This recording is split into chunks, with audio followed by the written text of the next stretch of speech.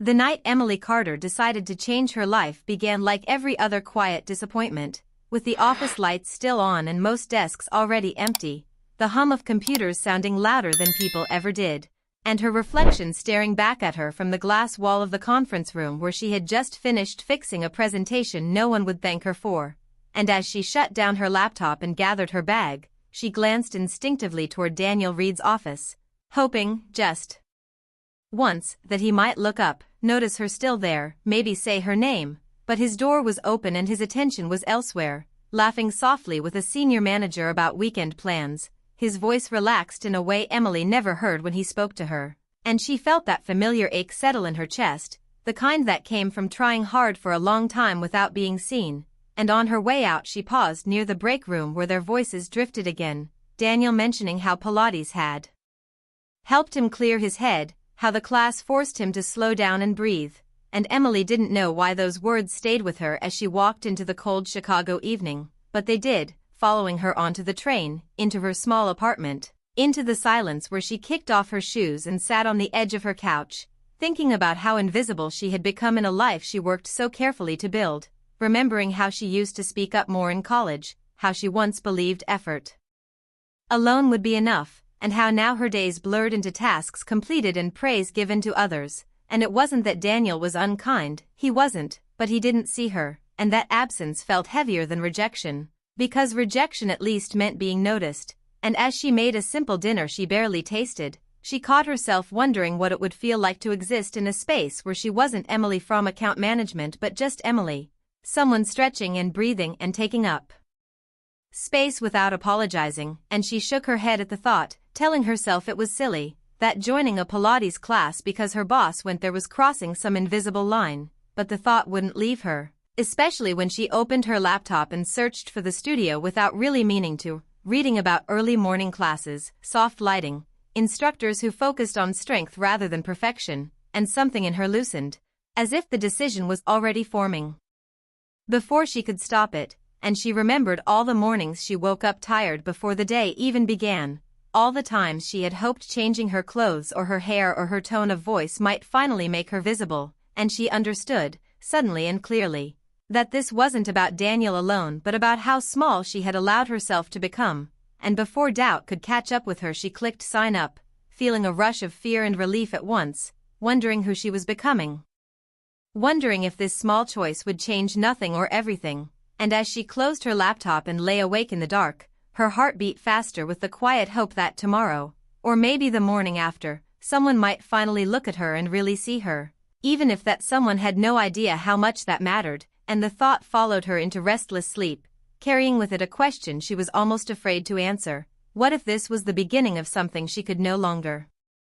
control? The first morning Emily Carter walked into the Pilates studio, her heart moved faster than her steps, and the calm music inside felt like it belonged to another life, one where people breathed deeply and didn't rush to prove themselves, and she almost turned around when she saw familiar coats on the rack, but then she spotted Daniel Reed near the front desk, stretching his shoulders with an ease she had never seen at the office, and for a moment she forgot how to breathe, because here he looked like a regular man, not her boss, not the final voice on every project, just someone starting his day the same way she was, and when he noticed her he smiled politely, surprised but not uncomfortable, greeting her by name in a way that felt strangely personal, as if saying it here carried a different meaning, and Emily nodded back, keeping her words short, choosing a mat a few spaces away while her mind raced with doubts about why she was there and whether she had made a mistake. But once the class began, the room shifted into focus, the instructor's voice steady and kind, guiding them through slow movements that demanded attention, and Emily realized she couldn't hide here the way she did at work, because every stretch asked her to be present, and as the minutes passed she felt her body wake up, her thoughts quiet down, and the nervous energy settle into something steadier, and when she glanced sideways she noticed Daniel struggling slightly with balance, his jaw tight with effort, and she almost smiled, because it reminded her that he wasn't always confident either. And when class ended and people gathered their things, Daniel casually commented about how tough that session had been, and Emily laughed before she could stop herself, the sound light and honest, and they walked out together, talking about sore muscles and early mornings, nothing deep, nothing risky, But the ease between them surprised her, because it felt natural, not forced, and that feeling followed her through the day at work, where Daniel greeted her with a nod that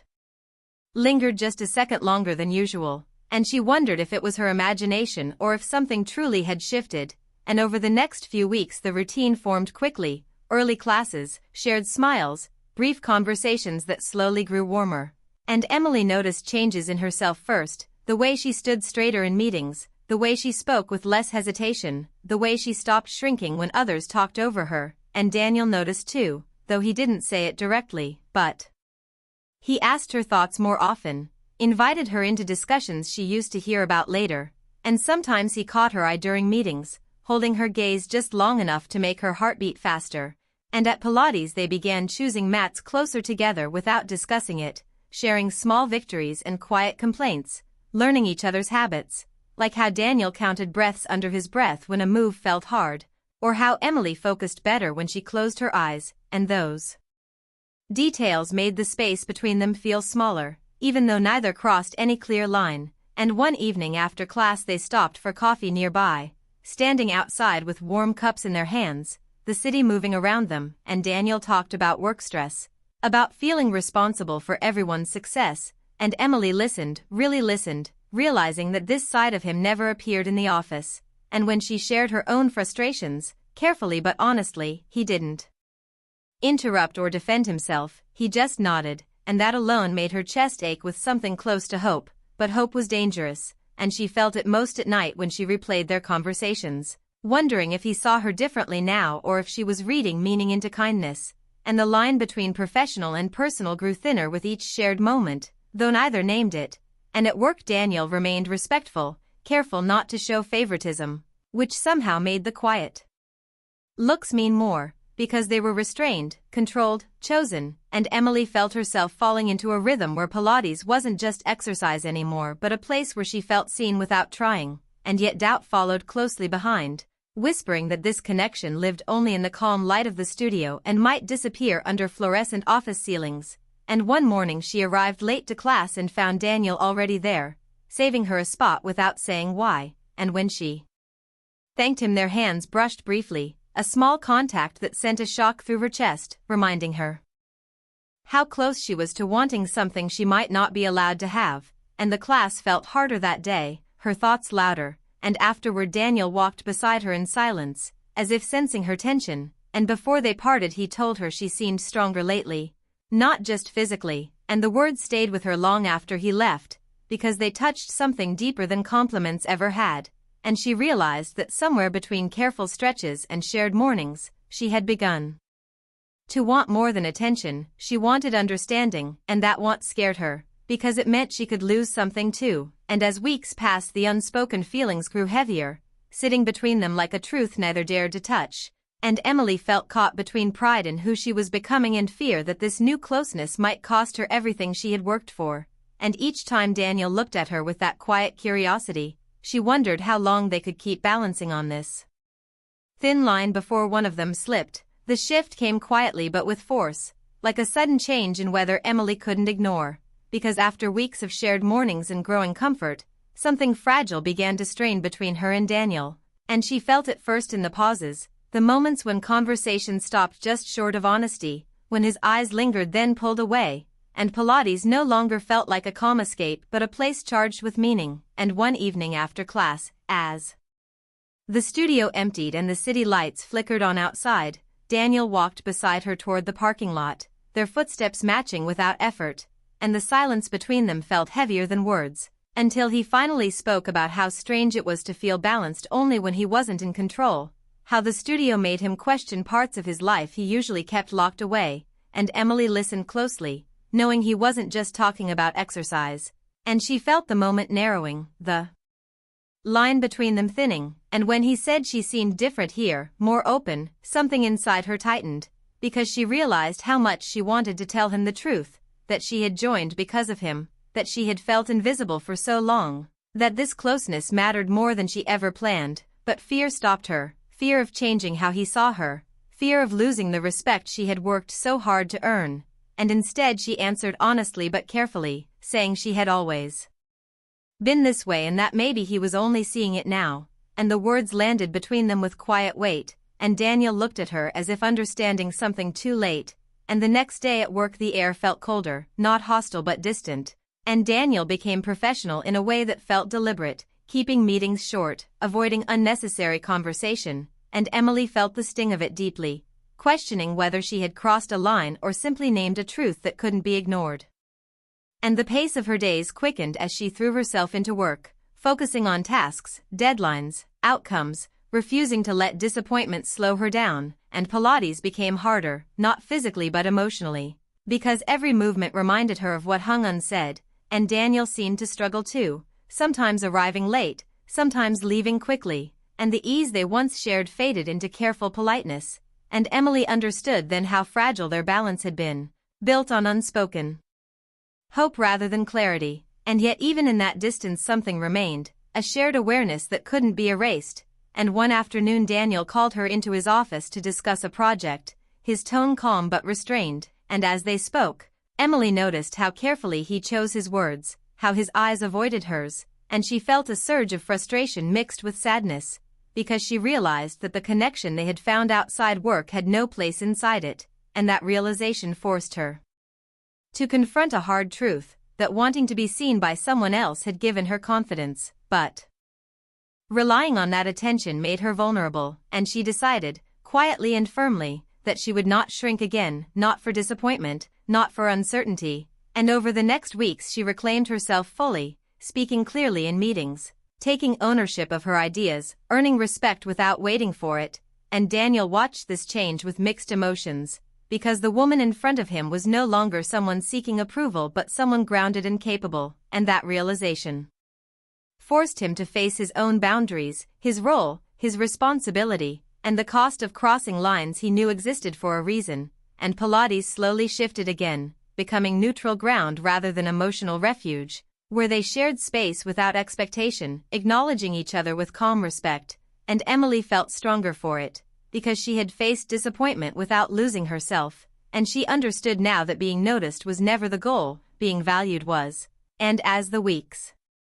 moved forward, she felt the ache of what might have been softened into clarity, knowing she had walked close to something real without letting it define her, and that choice, though painful, marked a turning point, because for the first time, Emily wasn't chasing attention or approval, she was choosing herself, and that decision set the stage for everything that came next. The weeks after that quiet tension passed quickly, as if life had decided not to wait for either of them to be ready, and Emily moved through her days with a new steadiness, waking early not out of nervous hope but out of habit, stepping into the Pilates studio with calm focus, greeting Daniel with the same warm respect she offered everyone else, and something shifted in that balance, because she was no longer searching his face for signs, no longer measuring her worth by his attention, and Daniel felt it too, though he didn't name it at first, noticing how Emily no longer hesitated in meetings, how she spoke